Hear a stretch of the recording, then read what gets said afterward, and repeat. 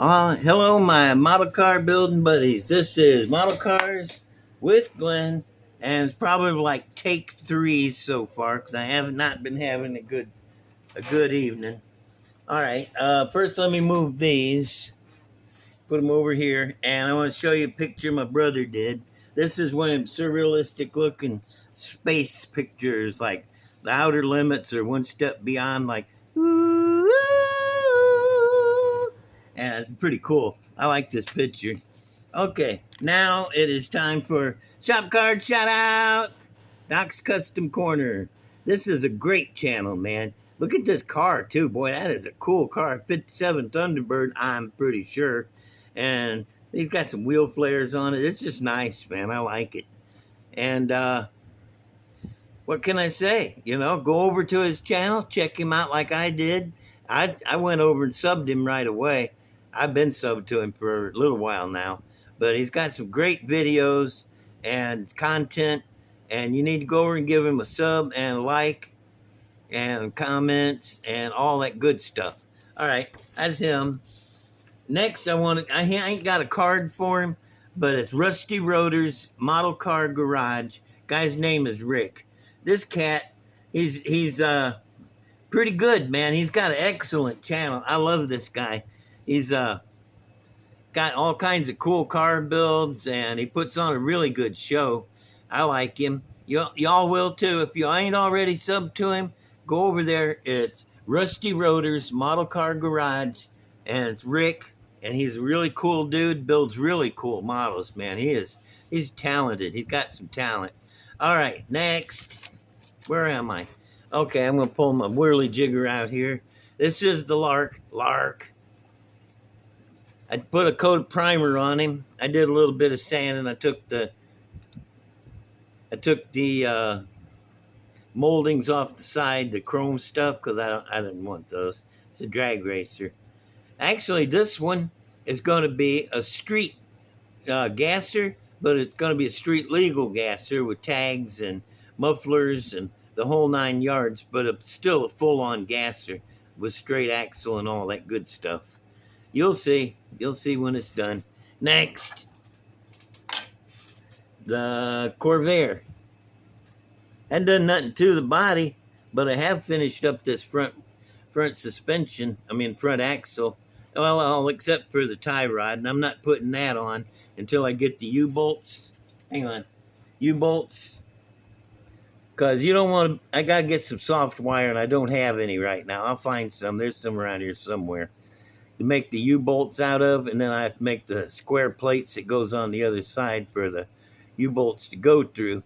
But you don't want to use that any kind of heavy or stiff wire, because you end up breaking everything trying to get it bent around the axle. Anyway, that's my advice. Don't have to follow it. Let me see. Corvair. Next. Haven't done a dadgum thing to the poor little boat tail. Poor little guy. But I will. You just wait. I've been working on flat top. What I've done is, you saw the motors already, but I got the front end put on it. It's all parts box stuff, every piece of it. I got the axle out of one box. These are actually friction shocks off of something or other, but they work really good for torsion arms. And I don't know what the heck these bars come off of, but I had some, and they're just what I needed. So I put them on there. And I got the parts for the tie rod, but I hate to put a tie rod on right away because I end up knocking them off, because I got a bad case of the clumsy, clums. And this is this. Got the motor here. It's going to be sharp, man. I can't wait to get the motors all built.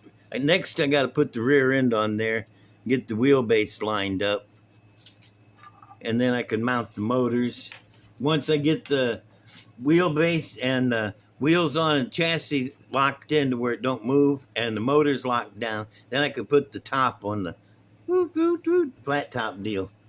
All right, let me see. That's Lark, Corvair, boat tail, flat top. Time for this. I know y'all know what this is. This is that Oldsmobile that's out right now. You can get one. You can go to the store and buy one. I like this version of it with. Excuse me, I'm drinking root beer again. I like root beer. I like to burp. I just did it again. This is I just like this version with this windshield stuff. I left off this little loop because I didn't like that so much. But as you can see, I got it pro-streeted with the big fat tires under there and the headers and the no drive shaft so nobody could steal it. And yeah, got pretty cool wheels on it. I wonder what's under the hood. I don't even remember. Okay, well, it's a Oldsmobile motor that came with it, I suppose. It ain't finished out yet. It still needs a lot of motor work. Needs plug wires and fuel lines, and it needs a brake booster and a brake cylinder, and the it ain't even got a radiator in it yet. Like I say, I've said it 1,000 times if I've said it 100 times. You got to make it exist first, and if you love it, then you can go back and fix it, finish it up. How about the paint job, though? I like the paint job. This is pearl white with yellow over it, and then I cleared it. That's nice. I like the paint job on this. I like fade paint job. This is a Winfield fade. If Gene Winfield was here, he'd say, yeah, that's one of my fades. Give it back. And I got this front end. I come with the kit, that dealie there. Painted it black. Because, you know, I seen the front door and I want it painted black like that. And there's the back end. Tail lights. At least the tail lights are red. I forget to paint those. Pro Street. This is nice. I like this car. This is one of my favorites. I will go back and finish that motor up. Next. This is what happens when you don't get your pets, your models spayed or neutered. This is that Lincoln wagon and the Hearst Harry Olds got together, and this is an offspring. Yep. I just had to put that wood grain on the side, man. It just, against the yellow, it just prettied it up, you know, with some decals, some sponsor decals down here. Yo, this is a Hearst Harry Olds with the Lincoln body on it. I put these big old, you can't buy these tires right now, but I was getting them from Auto World, and I bought like 10 boxes of them, but I've used most of them already. I think I still got a couple of sets.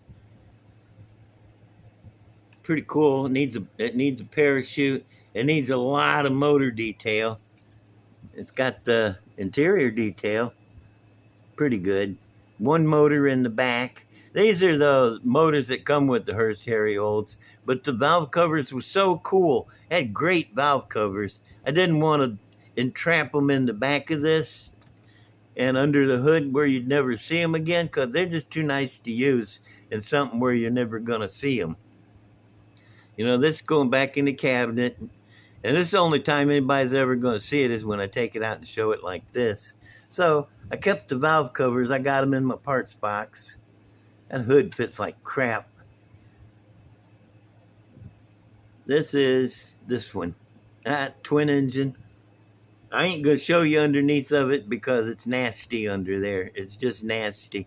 I run through a whole bunch of mud getting it up here in the house, and it's just nasty. Look at it. It's got cobwebs on it. I never see the cobs, just their webs.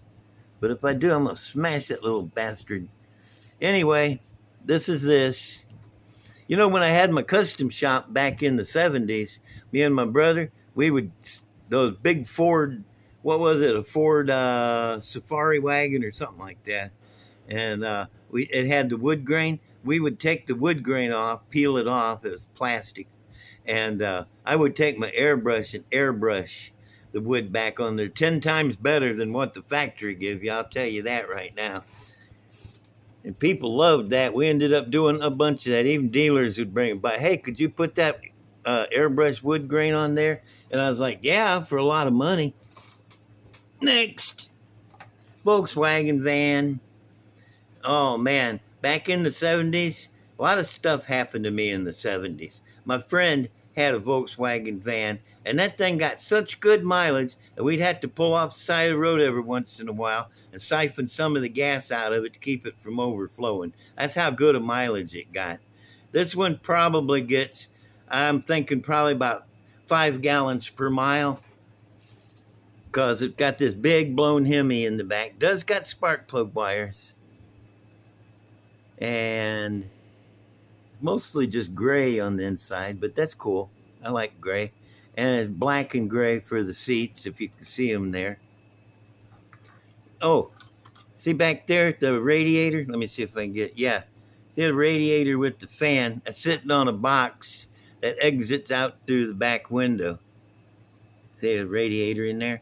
And it blows air out the back window. So in case somebody's sneaking around the back of the van thinking about maybe doing some graffiti or something, get off of there. Ooh, that's so nasty. All right.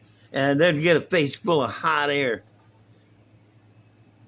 Let me see underneath. This is the rear suspension. Actually, it's a whole rear clip from here back, from this Revel 67 Chevelle Pro Street. The rear end, the rear clip, and I made that transfer V-drive, what it's called. And it has drive shafts. It's got 2 drive shafts in it, believe it or not. And exhaust coming out the bottom and blowing out and roasting people's ankles. Just stay away from my damn car, man. You'll get your face burnt back here, get your ankles burnt here. You deserve it if you mess with my car. Just don't mess with my Volkswagen. Anyway, these are those wheels. I remember I showed you how to make the wheels with the rims and then stick them on top of other wheels. You can't see the join right there where they go together. Come out really good. Got that little B on the quarter panel. Yellow is one of my favorite colors for models. Yellow, white, silver. Black is cool, but you can't see it no more. You know, it kind of disappears. I got a couple that are painted black, but you can't see them anymore because they're hiding in the shadows. Volkswagen. That's about it, really. I'm just going to leave him up there. He's floating around out in the outer space. I want to say, let me see, oh, let me show you this. This is so cool. This come from, wait a minute. This come from Model Fab Works, and it's, hang on, I got it. Bobo. Yeah, Bobo from Model Car Fab Works. Check this out. This is a 3D printed intake. If I could get the dadgum thing to show up. Look at that. This is going in that 30 Ford that I'm working on for the build off. That 30 Ford from Revel.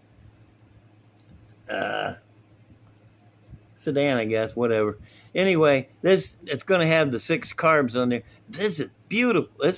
I've never had anything 3D printed before. I've seen it on the other guys' videos where they show it. You know, check out this 3D printed stuff, but I've never had any myself. This is gorgeous. It's simply gorgeous, man. I love it.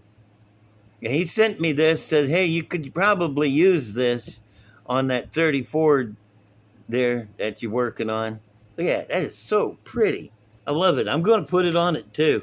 I hate to cover it up with carburetors and stuff. Maybe you'd still be able to see it. Well, okay, that's about it. Don't forget about Rusty Rotor's Model Car Garage. Rick over there. You got to go check him out. Don't forget about Doc's Custom Corner. I have got to get me a 57 T-Bird to try to clone that. I just love it. I want one like it. And that's my brother's picture back there. Don't forget that. That's really cool. He loves it when y'all compliment on his pictures. And, or comment on it, I mean. Let me see.